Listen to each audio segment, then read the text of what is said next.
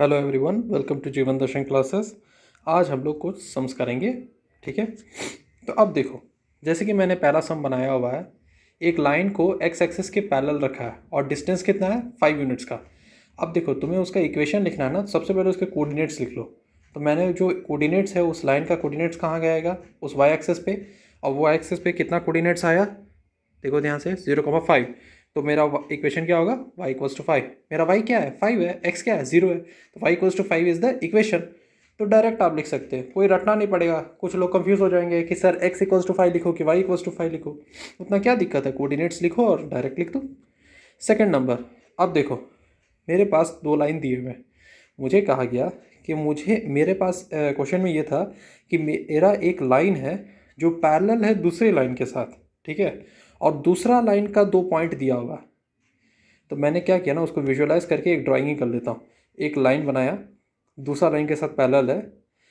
मेरा पहले लाइन के साथ जो इंटरसेप्ट है वो दिया हुआ है, जिसको वाई इंटरसेप्ट दिया हुआ है, सी इक्वल्स टू -3 लिखा। मेरा दूसरा लाइन का 2 पॉइंट दिया हुआ, उसको लिख लिया। इस लाइन का जो मैं स्लोप निकालूंगा वो उस लाइन के बराबर ही होगा, है ना। तो जब मैं इसका स्लोप निकाला, कितना आया, -4/3।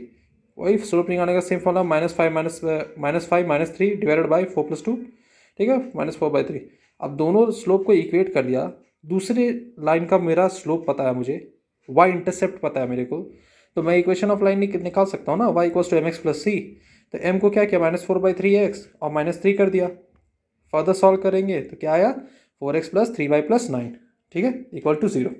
ये तो सबसे आसान था। लेकिन अगर यही बोल दिया जाए, सेम भाई साहब, आपके पास वही लाइन है, आपके पास इंटरसेप्ट भी वही है, c इक्वल्स टू -3, बस क्या है, पॉइंट भी सेम है, लेकिन इस बार वो लाइन जो है ना परपेंडिकुलर हो चुका है।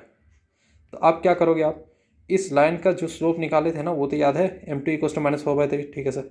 मुझे पता है कि जब दो लाइन परपेंडिकुलर होते हैं, उन दोनों का स्लोप को कैसे लिखते हैं, m1 into m2 equals to -1। तो सर अगर मुझे एक का स्लोप पता है तो क्या दूसरा का निकालूंगा, हाँ, तो दूसरा निकाल दिया, 3/4। तो अगर मुझे दूसरे का स्लोप भी पता है, वाई इंटरसेप्ट भी पता है, तो निकाल दो इक्वेशन। किस बात का वेट है, वेट करना क्या है, y equals to mx plus C, m लिखो 3/4x, y सी क्या था -3, y इक्वल्स टू। तो आप चलो सबको ठीक करो। तो 4y इधर ले जाओ, यहाँ पे इंटू कर देना पहले, -12। तो 3x -12 और इधर भेजो तो 3x -4y -12 इक्वल टू 0। अब इस -12 को उधर लिख दो या इधर लिख दो, बात एक ही है। इस तरीके से लिख दिया, हो गया मेरा इक्वेशन कंप्लीट, ठीक है। तो हमने इसमें 3 ही सवाल रखा है। आगे और भी सवाल को हम प्रैक्टिस करेंगे। एक वर्कशीट पेपर, डीपीपी पेपर आप लोगों को अलग से भी करवाया जाएगा, ठीक है। Till then, please do like and subscribe our channel. Thank you very much.